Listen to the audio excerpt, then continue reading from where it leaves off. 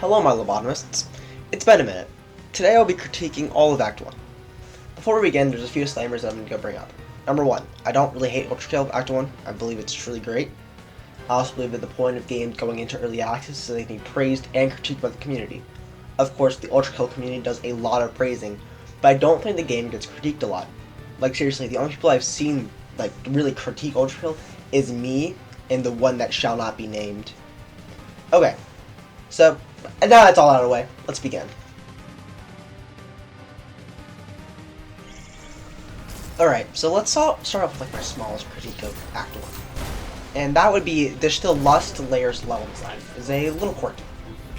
On my first playthrough, on nearly every level I found myself just kind of wandering around, looking where to go next. While most other layers had a pretty clear path where I'm supposed to be going. Lust just really is kind of weirdly convoluted, and this really hurts the layer because half the time in your first playthrough, you're just wondering like, oh, how do I pass this room? Instead, you're more wondering, where the fuck is the next room? Or, what the fuck does the red skull do?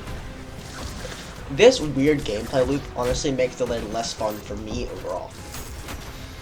Honestly, this layer is mostly fine, and this is kind of like a bottom of the barrel, slow, like, I don't know, cuck critique. You can tell I did not write that in the script. I just made that up on the spot. God damn. But seriously, I should be able to, like, P-rank a level without memorizing the entire fucking layout of it, dude. Like, I learned every fucking pixel of this thing. Tell me a coordinate, and I'll tell you what color the pixel is there. Okay, so the pacing in Act 1 is really weird. I think this is most apparent in the Corpse of King Minos fight and V2. So V2 being difficult isn't really a bad thing on paper. I mean, when it's put into practice, it does get a little wacky. This is a little hard to put into words, but I'm really going to try here. V2 being a difficult skill check kind of undermines the Corpse King Minos fight. When I first fought him, I thought he was going to force me to focus up and try as hard as I can to barely scrape out a victory. But instead, Corpse of King Minos just kind of feels like a giant set piece that you're destroying in a few seconds. And instead of an opponent that you're really trying to run apart. Of course, both V2 and the Corpse fight both work in a vacuum. And when they're put back to back, when you fight like V2, you fight like Minos like 2 hours after you beat V2. It really does hurt the Corpse fight because you just kill it in like 2 tries instead of like 30. So, I don't know. It just makes the Corpse fight lose a lot of that grandiose factor that it would have otherwise.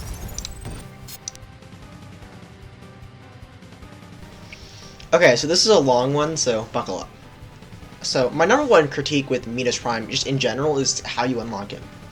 Now, when I first discovered that there was a secret boss that's super hard, and you unlock him by P-ranking all the levels, I was excited. I had already gotten some P-ranks, so it was a fun new challenge to go after. But after I went and defeated Minos, he got easier and easier until the point where if I die to him even once, I'm just playing badly. So naturally, I wanted a greater challenge. Of course, where most people go fight Sisyphus, fight Sisyphus and kill him. But after that, what greater challenge is there? Of course, the natural next step is to raise the difficulty level.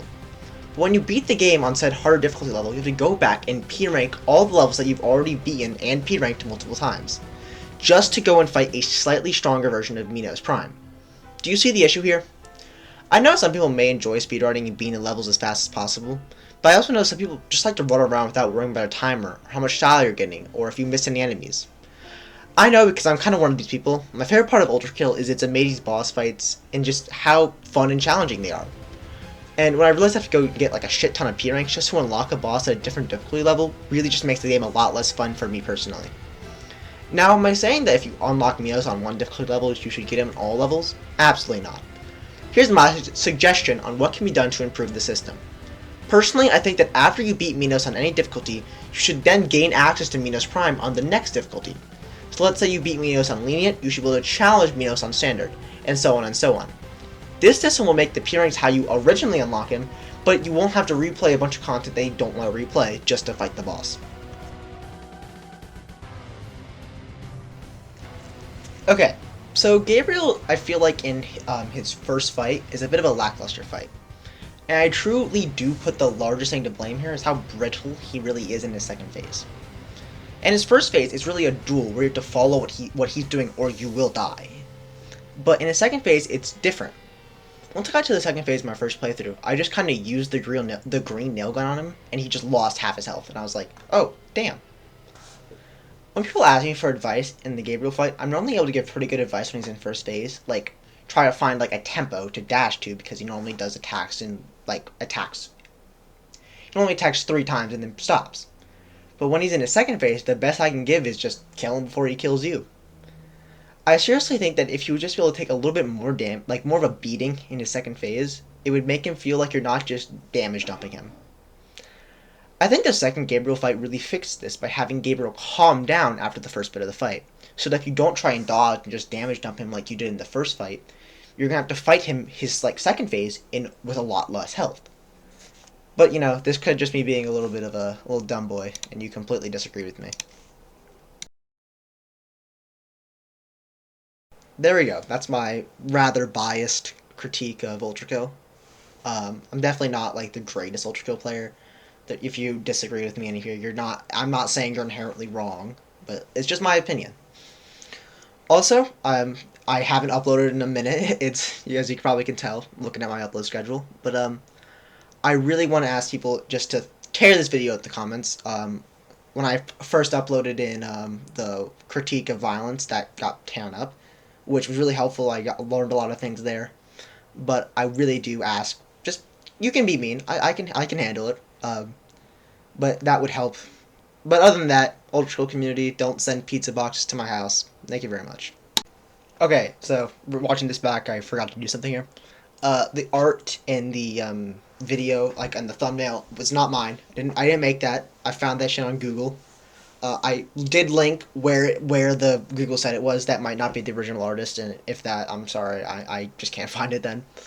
But, you know, go support that, whatever. Anyways, thank you very much.